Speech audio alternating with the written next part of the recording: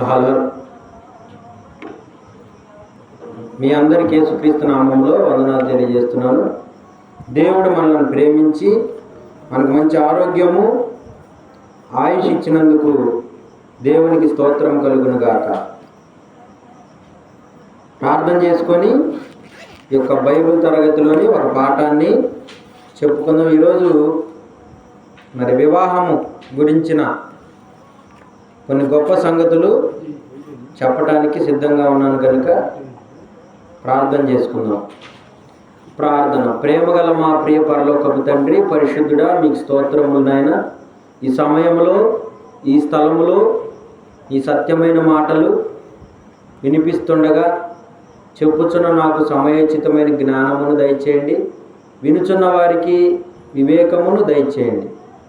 యేసుక్రీస్తు నామములో ప్రార్థన అడుగుచున్నాం తండ్రి, ఆమేన్. మీ అందరికీ యేసుక్రీస్తు నామములో మరొకసారి వందనాలు తెలియజేస్తున్నాను. సమయంలో పెళ్ళంటే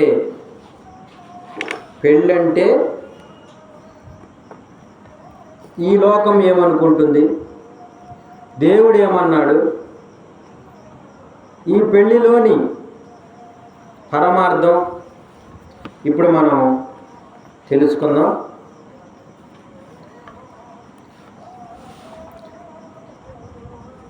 ఈ సృష్టిని కలిగించిన దేవుడు, పరలోకపు తండ్రి, ఆయన ఒక గొప్ప కోరికను కలిగి ఉన్నాడు. ఆయనకి కలిగిన ఒక విచిత్రమైన కోరిక ఏంటంటే అనేక మంది పిల్లలు కావాలి అనే కోరిక ఆయనకి కలిగింది. దేవునికి కలిగిన కోరిక అనేక మంది పిల్లలు కావాలి అనే కోరిక ఆయనకు కలిగింది. అయితే ఆ కోరికను ఎలా తీర్చుకోవాలనుకున్నాడంటే పెళ్ళి అనే ఈ బంధముతో తన కోరికను తీర్చుకోవాలనుకున్నాడు దేవుడు. పెళ్ళి అనే బంధముతో. కనుక దేవుడు తన సంకల్పం ప్రకారం ఈ పెళ్ళి అనేది ఏర్పాటు చేశాడు. అయితే లోకంలో ఉన్న మనుషులకు ఈ పెళ్ళిని గురించిన విషయాలు తెలియక పెళ్ళిని అనేకమైన ఆలోచనలుగా మార్చుకున్నారు. పెళ్ళంటే నూరేళ్ల పంటని కొందరు అంటారు. పెళ్ళంటే నూరేళ్ల మంటని మరికొందరు అంటారు.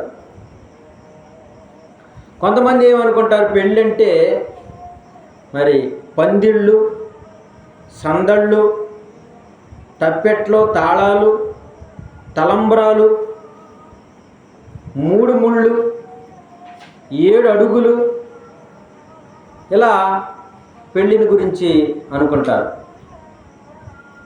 అయితే అభ్యుదయవాదులు అనేవాళ్ళు ఉన్నారు. అభ్యుదయవాదులు అంటే సమాజంలో ఒక ముఖ్యమైన విషయాన్ని వాళ్ళు పరిశోధించి చెప్పేవాళ్ళు. అభ్యుదయవాదులు అంటారు. వాళ్ళు ఏమంటారంటే అసలు పెళ్ళంటే 2 శరీరాలు ఒకటిగా అవటమే పెళ్ళి అంటారు వాళ్ళు, అభ్యుదయవాదులు. అయితే అభ్యుదయవాదులకే అబ్బా మన దేవుడు. ఆ దేవుడు ఏమన్నాడో మనం ఒకసారి చూస్తే మత్తయి సువార్త 19వ అధ్యాయం 5వ వచనం. మత్తయి సువార్త 19వ అధ్యాయం 5వ వచనం. ఇందు నిమిత్తము పురుషుడు తల్లిదండ్రులను విడిచి తన భార్యను హత్తుకొనును అన్నాడు. ఇక్కడ ఇద్దరు ఒక్కటిగా మారేదే వివాహము అని దేవుడు ఇక్కడ ఎన్నో వేల సంవత్సరాల క్రితమే చెప్పాడు. దేవుడు చెప్పిన సంగతులనే ఈ లోకంలో మేధావులు అనుకున్నవారు, అభ్యుదయవాదులు అనుకున్నవారు చెబుతున్నారు. అసలు ఈ వివాహం అనేది దేవుడి అనాది సంకల్పం. ఆయనకు అనేక మంది పిల్లలు కావాలని జగత్తు పుట్టక మునిపోయినా అనుకున్నాడు. చూస్తే ఎఫెసీయులకు రాసిన పత్రిక 1వ అధ్యాయం, ఎఫెసీయులకు రాసిన పత్రిక 1వ అధ్యాయము 4 నుండి 6 వచనాల్లో మనం చూసినప్పుడు వివాహము యొక్క వివరణ, దాని యొక్క పరమార్థం చెబుతున్నాడు దేవుడు. ఎట్లనగా తన ప్రియుని యందు తాను ఉచితముగా మనకు అనుగ్రహించిన తన కృపామహిమ కీర్తి కలుగునట్లు తన చిత్త ప్రకారమైన దయా సంకల్పము చొప్పున యేసుక్రీస్తు ద్వారా తనకు కుమారులనుగా స్వీకరించుటకై మనలను ముందుగా తన కోసం నిర్ణయించుకొని మనము తన ఎదుట పరిశుద్ధులమును నిర్దోషులమునై ఉండవలనని జగత్తు పునాది వేయబడక మునిపే ప్రేమ చేత ఆయన క్రీస్తులో మనల్ని ఏర్పరచుకొని, ఇక్కడ జగత్తు పుట్టక ముందే మనము పిల్లలుగా దేవునికి కావాలని దేవుడు అనుకున్నాడు.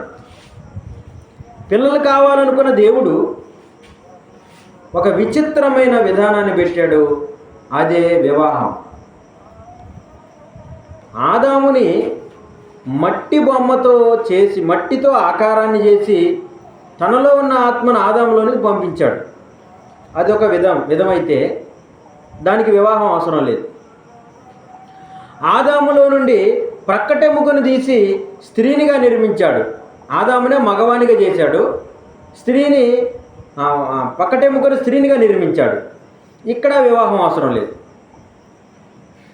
ఆదాము యొక్క నిర్మాణంలో వివాహం అవసరం లేదు, అవ్వ నిర్మాణంలో వివాహము అవసరం లేదు. ఇప్పుడు ఇక ఇక ఇక వచ్చే దానికోసం దేవుడు వివాహం ఏర్పాటు చేశాడు, అదే ఆదాము అవ్వల వివాహం.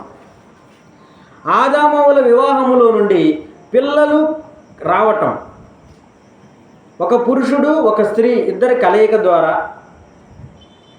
దేవుడు పిల్లలు పుట్టించాలనుకున్నాడు. అందుకోసం ఆయన పెట్టిన బంధమే వివాహ బంధం. ఈ వివాహ బంధము ఎలాంటిదిగా చెప్పేసాడంటే ఏక శరీరము అన్నాడు. ఇద్దరు వేరుగా ఉన్నవాళ్ళు వివాహంలో ఒక్కరుగా మారేది, ఇద్దరు ఒక్కటయ్యేదే వివాహం. ఈ వివాహం వ్యవస్థను పిల్లల్ని దేవుడు ఆయన అనుకున్నట్టుగా పెంచడం కోసం ఒక కుటుంబ వ్యవస్థ ఏర్పాటు చేశాడు. కాపురము అన్నాడు. కాపురం,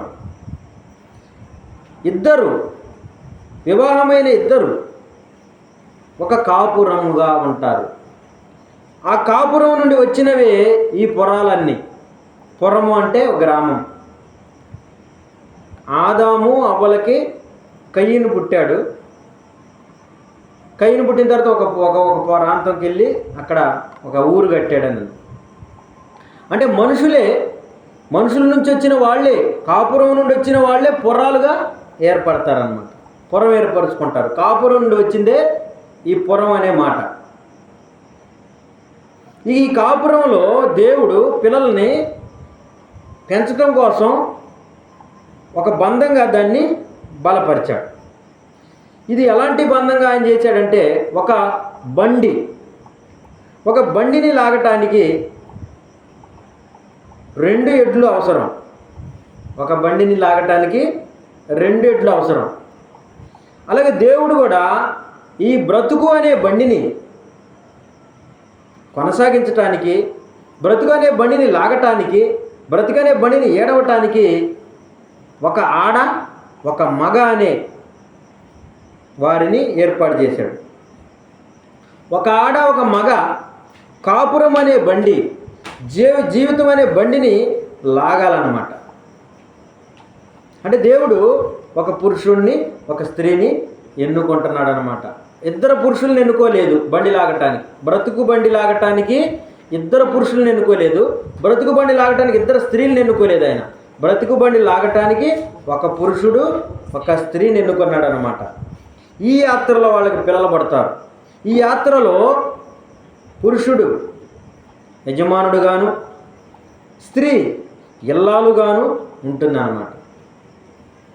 స్త్రీ ఇల్లాలుగా ఉంటుంది, పురుషుడు ఎలవేలుపుగా ఉంటాడు. పురుషుడు యజమానిగా ఉంటాడనమాట. ఈ కాపురంలో ఆయన ఎన్నో షరతులు పెట్టాడు. ఒక పురం ఉందనుకోండి, ఒక గ్రామం ఉందనుకోండి. పాతకాలంలో మనం ఈ పురాలు జాగ్రత్తగా అంటే కాపాడబడాలంటే పురానికి చుట్టూ ప్రాకారం ఉండేది. పురం కాపాడబడాలంటే ప్రాకారం అవసరం. ప్రాకారం లేని పురం ఏమవుతుంది? పడిపోతుంది. ప్రాకారం లేక పాడైన పురం అని బైబిల్లో రాయబడింది. ప్రాకారం లేకపోతే ఏ విధంగా అయితే పురం పాడవుతుందో, కాపురానికి కూడా కట్టడలు షరతులు లేకపోతే కాపురం కూడా కూలిపోతుంది. ఈ కాపురంలో దేవుడు ఇల్లాలు అనేది పెట్టాడనమాట. ఈ ఇల్లాలను గురించి బైబిల్లో మంచి మంచి మాటలు రాయబడింది. దేవుడు వీళ్ళిద్దరిని జత చేసి ఒక కాపురంగా కట్టాడనమాట. ఒక ఇంటిని కట్టాడు. ఆ కట్టిన ఇంటిని ఇల్లాలు కాపాడుకోవాలన్నమాట. ఇంటికి ఇల్లాలు దీపం అంటారు. ఇంటికి ఇల్లాలు దీపం. మరి ఇంటికి దీపం ఇల్లాలైతే దీపాన్ని వెలిగించేది ఎవరు? యజమానుడు, ఇలవేల్పు. యజమానుడు ఇలవేల్పు కరెంట్ అయితే ఇల్లాలు దీపం అన్నమాట. అంటే దేవుడు ఇద్దరికి కూడా ఒక సమానమైన హోదాని ఇస్తున్నాడు. సమానమైన హోదా అంటే ఏంది? ఒకే పరిస్థితి కాదు. ఒక్కొక్క వ్యవస్థని ఒక్కొక్క విధంగా నడపటం వల్ల వాళ్ళ పాత్ర అన్నమాట. అది ఇల్లాలు ఇంటికి వెలుగుగా ఉండాలి. ఇలవేల్పైన భర్త, పురుషుడు దానికి కరెంట్ ఇచ్చేవాడుగా ఉండాలన్నమాట. వీళ్ళ జీవితంలో దేవుడు ఏమన్నాడంటే సామెతలు 14:1 ముందుగా కీర్తన 127:1. ఈ కాపురం అనే దానికి ప్రారంభం దేవుడే.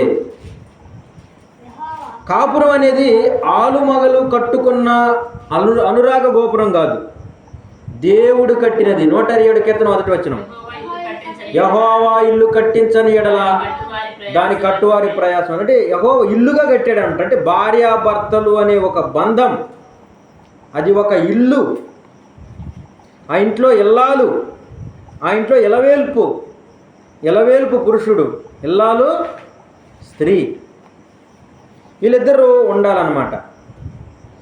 ఈ జ్ఞానవంతురాలు ఏం చేస్తుందంటే దీనిని జాగ్రత్తగా కాపాడుకుంటుంది. దేవుడు జతపరిచిన, దేవుడు కట్టిన ఇంటిని జాగ్రత్తగా కాపాడుకోవాలి. సామెతలు 14:1 జ్ఞానవంతురాలు తన ఇల్లు కట్టును. ఇక్కడ జ్ఞానవంతురాలుగా ఉండాలి. ఇల్లాలు ఎలా ఉండాలి? ఇల్లాలు ఇంటికి దీపం అంటే ఏంటి? దీపం అంటే వెలిగించేది. జ్ఞానముగా ఉండటమే వెలుగు అన్నమాట. జ్ఞానముగా ఉండటమే వెలుగు, జ్ఞానమే వెలుగు. కనుక జ్ఞానవంతురాలు ఇల్లు కట్టుకోవాలి. ఇల్లుని జాగ్రత్తగా పడగొట్టుకోకుండా ఉండాలన్నమాట.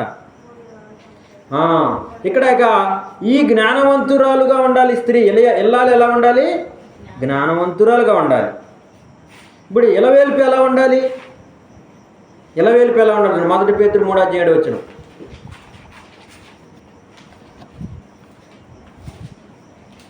ఇల్లాలు జ్ఞానవంతులుగా ఉండాలి. ఇలవేల్పు ఎలా ఉండాలి చూడండి. నేను చూస్తాను. 1 పేతురు 3:7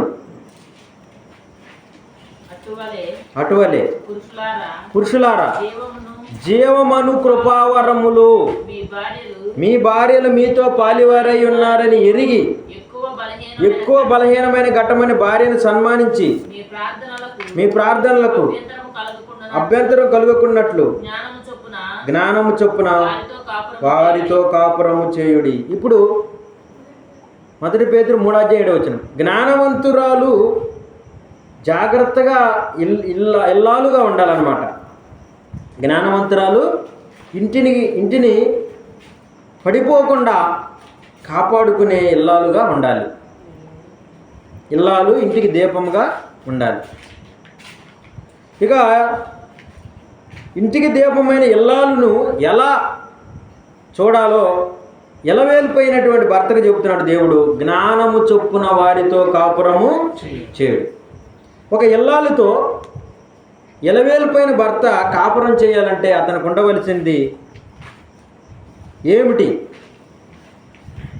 ధనమా? కాదు. దమ్మా? కాదు. ఇల్లాలతో కాపురం చేయటానికి కావలసింది ధనము కాదు, దమ్ము కాదు. కావలసింది ఏంటి? జ్ఞానము. జ్ఞానము చొప్పున ఆమెతో కాపురం చేయి. ఎందుకు? ఆమె బలహీనమైన ఘట్టం అన్నాడు. ఆమె మంచిది కాదండి ఆమెనన్నా అంటారు చాలామంది.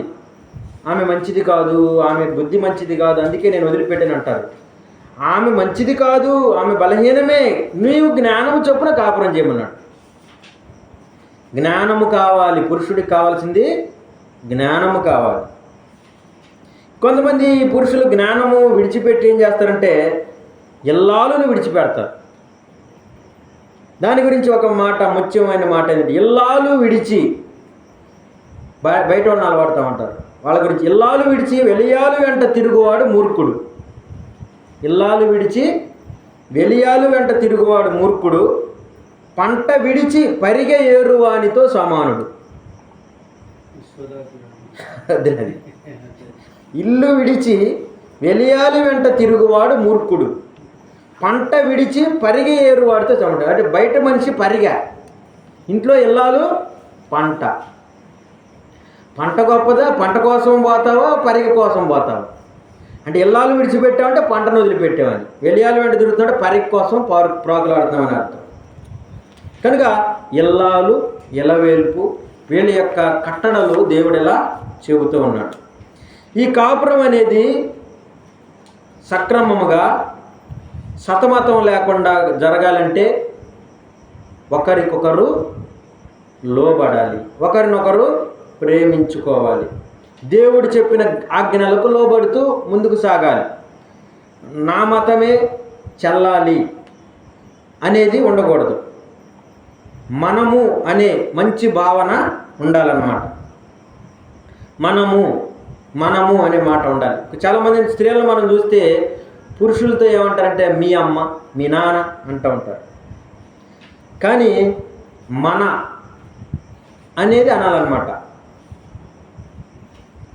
మనవారు అనాలన్నమాట. కాబట్టి ఈ కొత్త కాపురంలో మనం చూస్తే కాపురం కొత్తదిగా ఉండాలంటే మరి కొన్ని షరతులు దేవుడు పెట్టాడు. ఈ లోకంలో ఎన్నో షరతులు ఉంటాయి. మనకి ఒక ఉద్యోగానికి వెళ్ళాలంటే కొన్ని అర్హతలు ఉంటాయి, షరతులు అంటాం. విదేశాలు వెళ్ళాలనుకోండి వీసా ఉండాలి, పాస్పోర్ట్ ఉండాలి, కొన్ని షరతులు కావాలి. చదువుకోవటానికి కూడా కొన్ని షరతులు చదువులకి ఉండాలన్నమాట, చదువుల్లో కూడా. అలాగే మన పదవులు కావాలనుకోండి, దానికి కూడా కొన్ని పరిమితులు, షరతులు అవసరం. అలాగే బోర్డర్ దాటాలంటే బోలెడు షరతులు అవసరం. బోర్డర్ దాటాలంటే బోలెడు షరతులు అవసరం. అలాగే కాపురానికి కూడా దేవుడు కొన్ని షరతులు పెట్టాడు, కండిషన్స్ వర్తిస్తాయి అన్నమాట. అప్పుడప్పుడు చూడండి, ఏదైనా ఆఫర్ వచ్చినప్పుడు మనం చూస్తాం, ఆఫర్ వచ్చిందని చెప్పేసి హ్యాపీగా వెళ్ళిపోతాం, కానీ కింద కొన్ని షరతులు వర్తిస్తాయి అంటాడనమాట. అలాగే నా పెళ్ళి అనగానే, భార్య భర్త అనగానే మీకు కొన్ని షరతులు వర్తిస్తాయి. ఎలా పడితే అలా ఉండటానికి వీలేదు. భార్యని బానిసగా చూడకూడదు. భార్య అంటే బానిస కాదు. భార్య అంటే భాగస్వామి. అందుకే మనం 1 పేతురు 3:7 చదువుకున్నాం కదా. భార్య అంటే ఏంటి? భాగస్వామి. నువ్వు జీవితము అనే ఒక బతుకుని లాగటానికి నువ్వు ఒక పక్క, ఆమె ఒక పక్క, 2 ఎడ్లు లాగా లాగాలన్నమాట. అంటే అన్నాడు, జీవమను కృపావరంలో మీ భార్యలు మీతో పాలివారై ఉన్నారు. భార్య అంటే బానిస కాదు, భార్య అంటే భాగస్వామి, ఒక భాగం. ఆమె లేకపోతే కుదరదు. కనుక ఇలాంటి భాగంగా ఉన్నటువంటి వీటిలో మరి జాగ్రత్తగా ఉండాలి. ప్రారంభంలో ఉన్న ప్రేమను అంతవరకు కొనసాగించుకోవాలి. ఇది ఒక కండిషన్ అన్నమాట, ఒక ఆజ్ఞలు. ప్రారంభంలో చాలామందిని మనం చూస్తే మంచిగా మరి సరసాలు ఆడుకుంటూ ఉంటారు. తర్వాత చూస్తే విరహం పడుతూ ఉంటుంది వాళ్ళకి, విరసం. రొసరొసలు ఉంటాయి ప్రారంభంలో, తర్వాత కసుబుసులు ప్రారంభమవుతాయి. ప్రారంభంలో అయితే నిన్ను చూడక నేను ఉండలేను అంటాడు. తర్వాత ఇసుగు పుట్టిన తర్వాత నీ ముఖం చూస్తే నాకు చిరాకు, నేను చూడలేను అంటాడు. అంటే కారణం ఏంటి? షరతులు వాళ్ళు పట్టించుకోవటం లేదు. షరతులని జాగ్రత్తగా పట్టించుకోవాలి. దేవుడు పెట్టిన షరతులు ఉంటాయి. అందుకే పచ్చని కాపురానికి 10 ఆజ్ఞలు. 12 కాపురానికి 12 సూత్రాలు అంటారు లోకం. పచ్చని కాపురానికి 10 ఆజ్ఞలు ఉండాలన్నమాట, దేవుని ఆజ్ఞలు. పెళ్లి చేసుకోవాలన్నా, కాపురం నిలబెట్టుకోవాలన్నా దేవుడు పెట్టిన షరతులు జాగ్రత్తగా తెలుసుకొని వెళ్ళాలన్నమాట. లేకపోతే బోల్తా కొడతాం, బోల్తా పడిపోతాం. ఈ కొత్త కాపురం అనగానే కొత్తగా వచ్చిన వాళ్ళది కాదు. కాపురం కొత్తగా మారిపోవాలంటే, కొత్త కాపురంలో ఏమి ఉండాలంటే అత్త అమ్మగా మారిపోవాలి, అత్త అమ్మగా మారిపోవాలి, కోడలు కూతురులాగా ఉండాలి. అంటే అత్తమని అమ్మలాగా చూసుకోవాలి కోడల్ని అత్త కూతురులాగా చూసుకోవాలి. కాబట్టి ప్రాబ్లమ్స్ తగ్గుతాయి అన్నమాట. ఒక కూతురు ఉందనుకోండి, కూతురిని ఎలా చూస్తుంది? బాగా చూసుకుంటాడు. కోడలనైతే కొంచెం వెరైటీగా మార్పుగా చూస్తాడు. ఇప్పుడు కోడలు ఏదైనా వేరు కాపురం పెట్టింది అనుకోండి, కోడలు వేరు కాపురం పెడితే ఏమంటుంది? అత్త సంస్కారం లేనిది, సరిగ్గా పెంచలేదు తల్లిదండ్రులు అంటది. అదే కూతురు వేరు కాపురం పెట్టింది అనుకోండి, మా అమ్మాయి చాలా తెలివైనది, కాపురం చక్కదిద్దుకోవటానికి మంచి పని చేసింది అంటారు. అందుకే అత్త కోడల్ని కూతురులాగా చూసుకోవాలి, కోడలు కూడా అత్తని అమ్మలాగా చూసుకుంటే ఏ ప్రాబ్లంలు ఉండవు, ఇవేమి ఉండవు. ఇక భర్తను కూడా ఎలా చూసుకోవాలి? భార్య ఒక నాన్నలాగా చూసుకోవాలి. అలాగే భార్యని భర్త ఎలా చూసుకోవాలి? ఒక అమ్మలాగా చూసుకోవాలి. అప్పుడు సతీపతుల పోరు ఉండదు. లేకపోతే సతీపతుల పోరు బలమై కాపురం సతమతం అవుతుంది. ఇక చేసుకునేవాడికి ఇప్పుడు మనం చూస్తే చాలామంది, ప్రతి అమ్మాయికి చదువుకున్న భర్త దొరుకుతున్నాడు, కానీ ఆమె మనసును చదివిన భర్త దొరికితే అదృష్టం. మనసు తెలుసుకోవాలి. ఆడవారి మాటలకు అర్థాలు వేరు అంటారు. అర్థం చేసుకునే మనసు ఉండాలి. అది జ్ఞానం చొప్పున వారితో కాపురం చేయాలి. మనసు లేని మగాడు ఆడదాన్ని ఆట బొమ్మలాగా చూస్తాడు. అదే మనసున్న మగవాడైతే ఆడదాన్ని ప్రాణం ఉన్న దేవతలాగా భావిస్తాడు. అలా చూస్తేనే కొత్త కాపురాలు అయిపోతాయి. స్త్రీ అంటే ఏంటనుకున్నారు? వజ్రం లాంటిది. స్త్రీ అంటే వజ్రం లాంటిది. విలువ తెలిసిన వాడికి ఇస్తే దాన్నే తలలో పెట్టుకుంటాడు, నెత్తి మీద పెట్టుకుంటాడు. అదే విలువ తెలియని వాడికి ఇచ్చామనుకోండి, వజ్రం రాయి అనుకొని వీధిలో బయట పారేస్తాడు. అందుకే సామెతలు 18:22 వచ్చిన దేవుడు ఏమంటున్నాడు చూడండి. సామెతలు 18:22.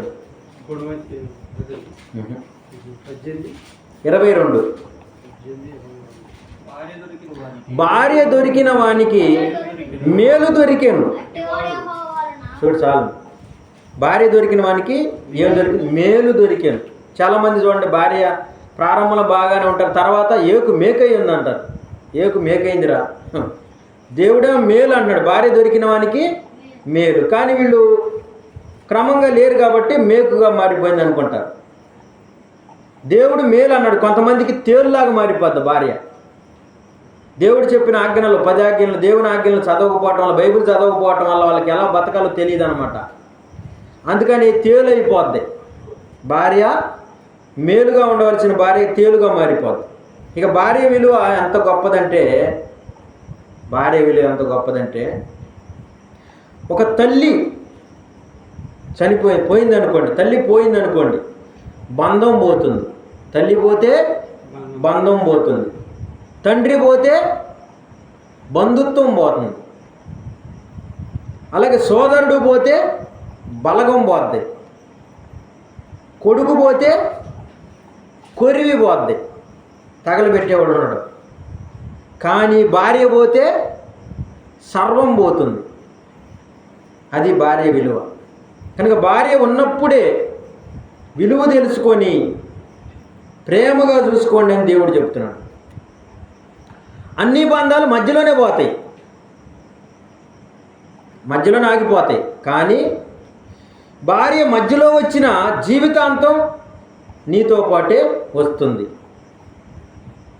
నీతో పాటు వచ్చేది నీ భార్య మాత్రమే. కాబట్టి భార్య అంటే బానిస కాదు. భార్య అంటే దేవుడిచ్చినటువంటి జీవితము అనే ఈ కృపావరములో ఒక భాగస్వామి. ఎందుకంటే ఆమె తన వారిని విడిచి మనలను నమ్మి మనతో కూడా ఉండి మనమే ప్రపంచం అనుకొని వచ్చేసింది.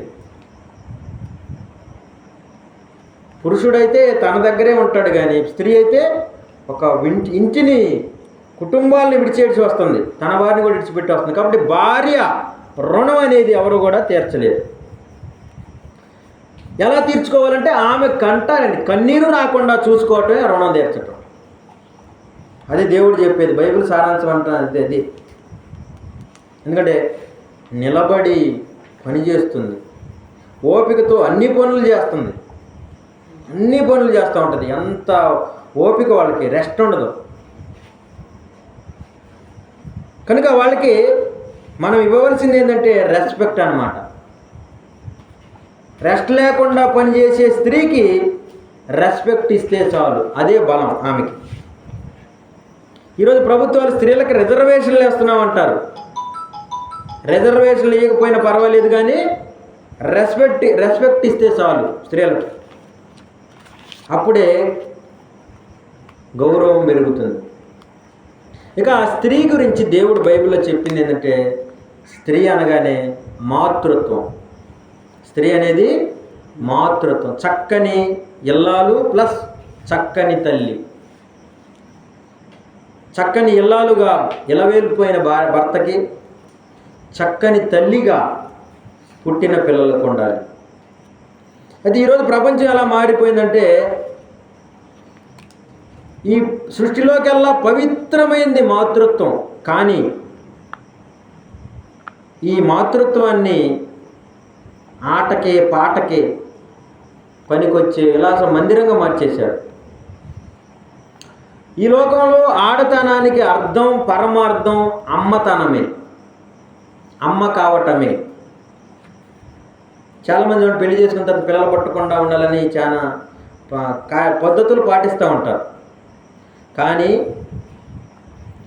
ఒక జీవికి రూపం ఇవ్వాలి, ఒక జీవికి ప్రాణం పోసి లోకంలోకి తీసుకొచ్చే అపురూపమైనదే అమ్మతనం, ఆడతనం. ఇది సరదాకి కాదు. ఆడతనం అనేది సరదాకి, సెక్స్కి కాదు. దేవుడు చెప్పిన సంకల్పం నెరవేర్చుకోవటానికి. కొంతమందికి తెలియక అందం అని, అలంకారం అని దీన్ని ఒక అమ్మకానికి పెట్టిన రంగుల బొమ్మలాగా మార్చేశారు ఆడతనాన్ని. అలా ఉండకూడదు. కనుక కుటుంబంలో కాపురం కొత్తగా పచ్చదనంగా ఉండాలంటే, పచ్చని కాపురంగా ఉండాలంటే తృప్తి కలిగి ఉండే జీవితం ఉండాలి. పాకలో ఉన్నా కూడా అది పసిడి మేడ అనుకోవాలి. మండుటెండలో ఉన్నా కూడా అది మల్లెల నీడ అనుకోవాలి. అప్పుడు అది పచ్చని కాపురం అవుతుంది. ఉన్నదానిలో తృప్తి పొందాలి. అర్థమవుతుందా?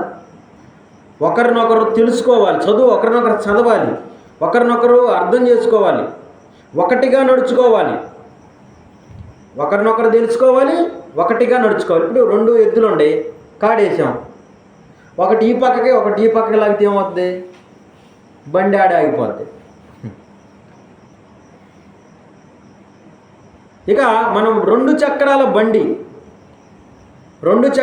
ఉందనుకోండి. 2 చక్రాల బండి నిలబడాలంటే ఏం అవసరం? దానికి స్టాండ్ అవసరం. 2 చక్రాల బండి నిలబడాలంటే స్టాండ్ అవసరం. 2 జీవితాలు నిలబడాలంటే అండర్స్టాండ్ అవసరం.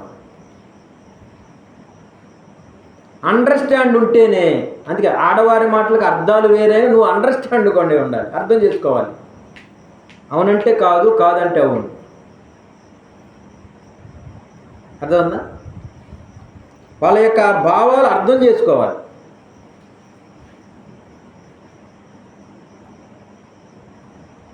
వాళ్ళు అలిగి తొలిగి పక్కన నిలుచున్నారంటే చెలిమి చేయరమ్మని పిలుస్తున్నారంట. కొన్ని అర్థం చేసుకొని తొలగిపోవాలి. సొరవ చూపి రమ్మన్నారనుకో, మర్యాదగా పోమని చెబుతున్నారంట. నిన్ను సొరవ చూపారు నేను పోయామనుకో, మర్యాదగా పోమని చెబుతున్నారని అర్థం. కనుక అర్థం చేసుకోవాలి, అండర్స్టాండ్ తప్పనిసరిగా ఉండాలి. ఒకరినొకరు తెలుసుకోవాలి, ఒకటిగా నడుచుకోవాలి. అప్పుడే బతుకంతా పచ్చదనం పండుతుంది అన్నమాట, పచ్చగా ఉంటుంది. ఇక చీకటిలో కూడా చిరునవ్వులు చిందించే జీవితం కలిగి ఉండాలి. చీకటిలో కూడా చిరునవ్వులు వెలిగించుకోవాలి. అంటే బాధలో ఆనందం తలుచుకోవాలి, ఆనందం పంచుకోవాలి. బాధల్లో కలిమొచ్చినప్పుడు పొంగిపోకూడదు, లేమొచ్చినప్పుడు కుంగిపోకూడదు. వెలుగైనా నీడైనా ఒక్కటిగా కలిసి చూసుకోవాలన్నమాట. ఇలా ఉంటే కాపురం కొత్త కాపురం. ఇక ఇంట్లో కలతలు ఉంటాయి, ప్రతి ఇంట్లో కలతలు ఉంటాయి. ఇంట్లో కలతలు ఎలాంటివంటే కంటిలో నలకలు లాంటివి. ఇంట్లో కలతలు కంటిలో నలకలు లాంటివి. కంటిలో నలకపోవాలంటే ఏమవుతుంది? ఏడిసామనుకోండి, కన్నీళ్ళు వచ్చి అవి కరిగిపోతాయి, కంటిలో నలతలన్నీ పోతాయి ఏడిస్తే. కనుక ఇంట్లో కలతలు కంటిలో నలకలు లాంటివి కాబట్టి క్షణం బాధపడితే కన్నీటి బొట్లతో అవన్నీ కరిగిపోతాయి, తొలగిపోతాయి.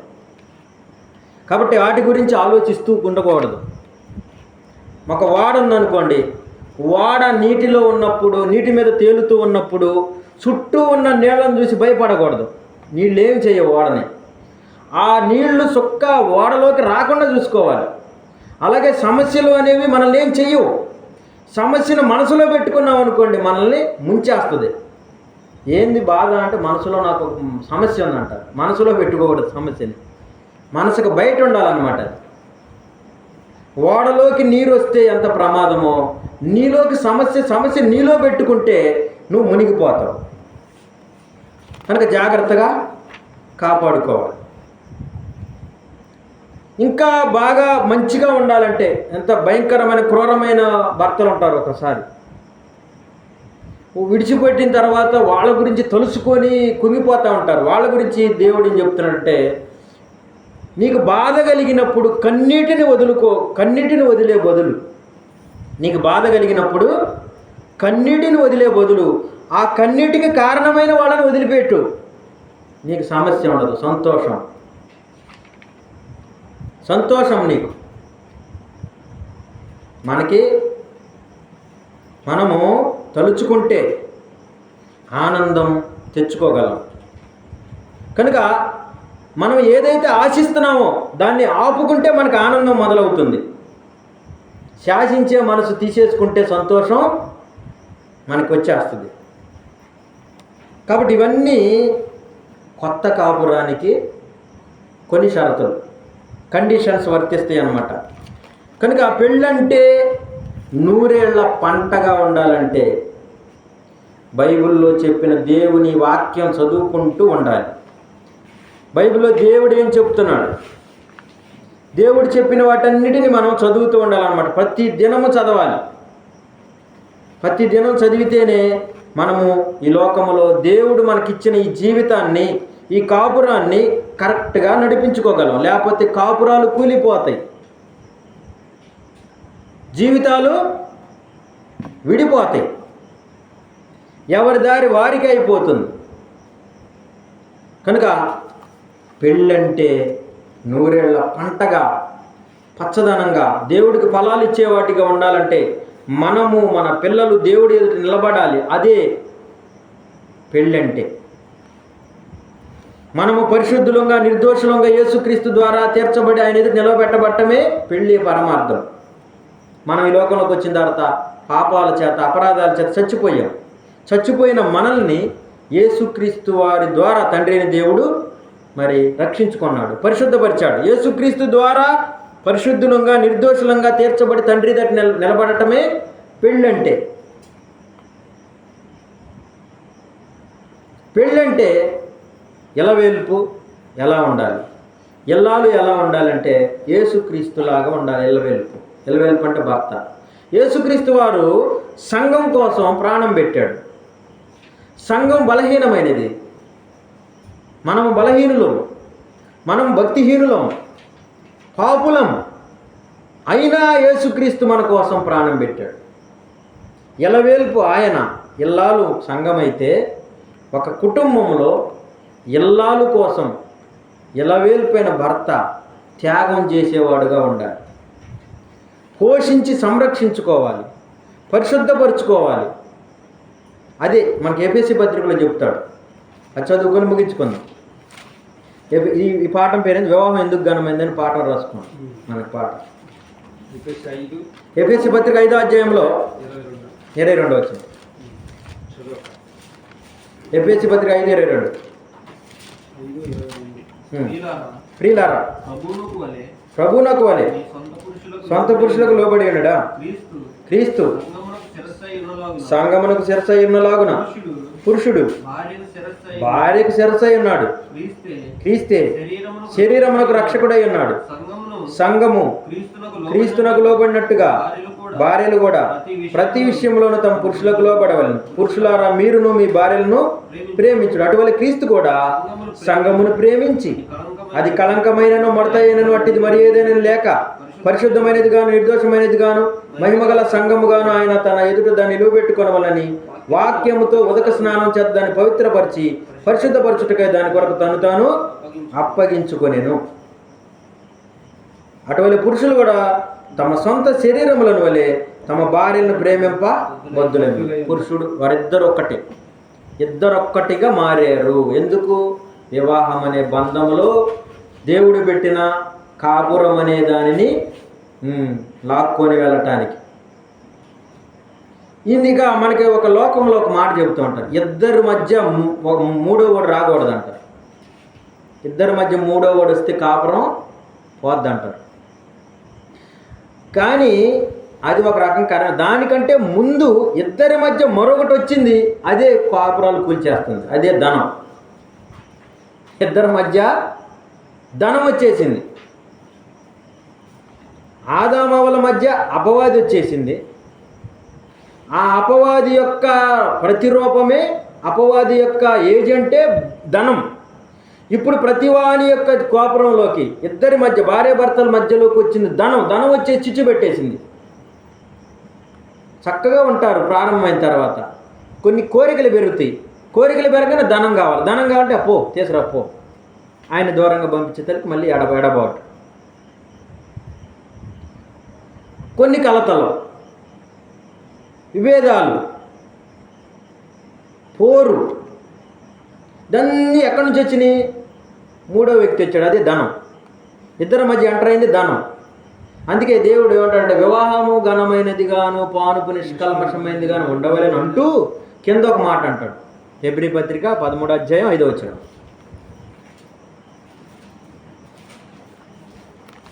హెబ్రీ 13వ అధ్యాయం 5వ వచనం. ధనాపేక్ష లేని వారై మీకు కలిగిన వాటితో తృప్తి పొంది ఉండండి. సంతృప్తిని మించిన సంపద లేదు. ధనాపేక్ష కలిగి ఉన్నారంటే ధనం అనేది ఒక దయ్యం ఏజెంటు. మీరు సిరికి దేవునికి దాసులుగా ఉండనేరన్నాను. సిరి ఎప్పుడైతే మీలోకి వచ్చేసిందో మీకు శ్రమలు, ఇద్దరి మధ్య విభేదాలు, సతమతం, సమ్మతం ఉండదు, సతీపతుల పోరు, తగులాడుకోవటం, కొట్టుకోవటం, తిట్టుకోవటం, చంపుకోవటం, ఇవన్నీ వచ్చేసింది. కనుక మూడో వ్యక్తి రాకూడదంటే ధనము రాకూడదు మెయిన్గా. ఇక మనము మన మనస్సును మన కంట్రోల్లోనే ఉంచుకున్నప్పుడు మంచి కాపురంగా ఉంటుంది. ఎవరైనా పొగడగానే సంతోషిస్తున్నాం, ఎవరైనా బాధ పెట్టగానే బాధపడుతున్నాం అనుకోండి, మన ఎమోషన్స్ అన్నీ వాళ్ళ కంట్రోల్లోకి వెళ్ళిపోయినాయి అర్థం. వాడు ఆపరేట్ చేస్తున్నాడు అంటే మన ఎమోషన్స్ మన కంట్రోల్లో పెట్టుకోవాలి. వాడేమన్నా మనం పట్టించుకోకూడదు, ఎవడేమన్నా పట్టించుకోకూడదు, ఎక్కేస్తారన్నమాట. ఇద్దరు భార్యాభర్తలు ఉన్నారనుకోండి, వారిద్దరు భార్యాభర్తల మధ్యలో ధనం ఎలా ప్రవేశించండి. ఇద్దరు భార్యాభర్తలు కుటుంబంలో ఉంటున్నారు.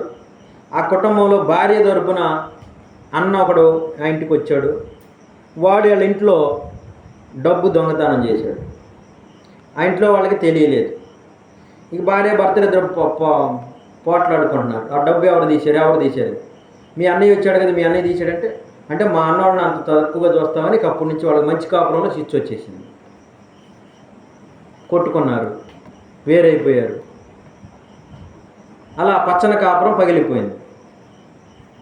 పచ్చని కాపురం చిచ్చు కారణం ఏంటి? ధనం అన్నమాట. ఇలా ఉంటుంది. కనుక ఇవన్నీ మనం జాగ్రత్తగా మనము కాపురాన్ని జాగ్రత్తగా నడిపించుకోవాలి. జ్ఞానము చొప్పున వారితో కాపురము చెయ్యండి. ఇల్లాలు జ్ఞానవంతురాలుగా తన ఇల్లు కట్టుకుంటుంది. ఇల్లాలు నీకు కూడా జాగ్రత్తగా చూసుకోవాలి. ఇళ్ళవేలుపు ఇంటికి దీపం ఇల్లాలైనప్పుడు దీపం గురించి మనం చూస్తే, దీపం గుడిలో ఉన్న పూరి గుడిసెలో ఉన్న కాలుతో దన్నేమనుకోండి, ఏమవుతుంది? ఆరిపోతుంది. గుడిలో దీపమైన పూరి గుడిసెలో దీపమైన కాలుతో తన్నితే ఏమవుతుంది? ఆరిపోద్ది. కనుక ఇంట్లో ఇల్లాలు దీపమని జాగ్రత్తగా చూసుకోకపోతే అది ఆరిపోతుంది. ఆరిపోవటానికి కారణం ఎవరో? ఇలవేల్పే. కనుక ఇద్దరు జాగ్రత్తగా ఉండాలి. బండి దానిని మోసేవాళ్ళు ఇద్దరు, ఆడ మగనే రెండెడ్లు జాగ్రత్తగా తీసుకొని వెళ్తేనే సక్సెస్ అవుతుంది. లేకపోతే కాపురాలు కూలిపోతాయి, కుటుంబాలే పాడైపోతాయి. వాటిని నిలబెట్టుకోవాలి. దేవుని యొక్క వ్యవసాయం చేయటానికి మనము కాపురం అనే ఈ యొక్క బండిలో లాగటానికి భార్యాభర్తలు 2 ఎడ్లు. మనమైతే 2 ఎడ్లు ఒకే జాతి వేస్తాం, దేవుడైతే 2 వేసాడు, మగ ఆడ. కనుక ఈ కాపురాన్ని జాగ్రత్తగా ఈడ్చుకొని పోవాలి. దేవుడు చెప్పినట్టుగా దాన్ని తీసుకొని వెళ్తే సక్సెస్ అవుతారు. లేకపోతే సతమతం అవుతూ ఉంటారు. సక్సెస్ కావాలంటే యేసుక్రీస్తుని చూడాలి. యేసుక్రీస్తు ఏ విధంగా అయితే సంఘం కోసం ప్రాణం పెట్టాడో ఆ విధంగా ఒకరికొకరు ప్రేమించుకోవాలి. ఒకరికొకరు ప్రాణం పెట్టుకున్నంతగా ప్రేమించుకుంటేనే చివరికి అది కొనసాగుతుంది. బాగా ఇద్దరి మధ్య ప్రేమ ఎక్కువగా ఉన్నవారి మధ్య ఎక్కువగా ప్రేమించటం, ఎక్కువగా ఆశించటం వల్ల కూడా ఎక్కువ బాధలు వస్తాయి. వాటిని కూడా తట్టుకోవాలి. ఎక్కువ బాధలు ఎందుకు వస్తాయి? ఎక్కువగా ఆశిస్తున్నాం కాబట్టి. ఎక్కువ కష్టం ఎందుకు వస్తుంది? ఎక్కువ ప్రేమిస్తున్నాం కాబట్టి. ఎక్కువ ఫలం ఆశిస్తామంటే ఎక్కువ కష్టపడాలి. కనుక అవి కూడా అర్థం చేసుకోవాలి.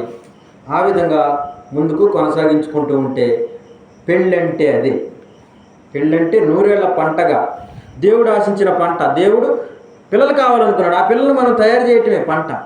దీంతోపాటు క్రీస్తులో సువార్త ద్వారా అనేకులను కనటమే 100 ఏళ్ల పంట. ఇప్పుడు పెళ్లి చేసుకున్న తర్వాత ఆపరేషన్ చేసుకుంటారు, ఇద్దరితోనే అయిపోతుంది. కానీ దేవుడికి అనేక మంది పిల్లలు కావాలి. మరి ఇద్దరితో పోతే ఎలా?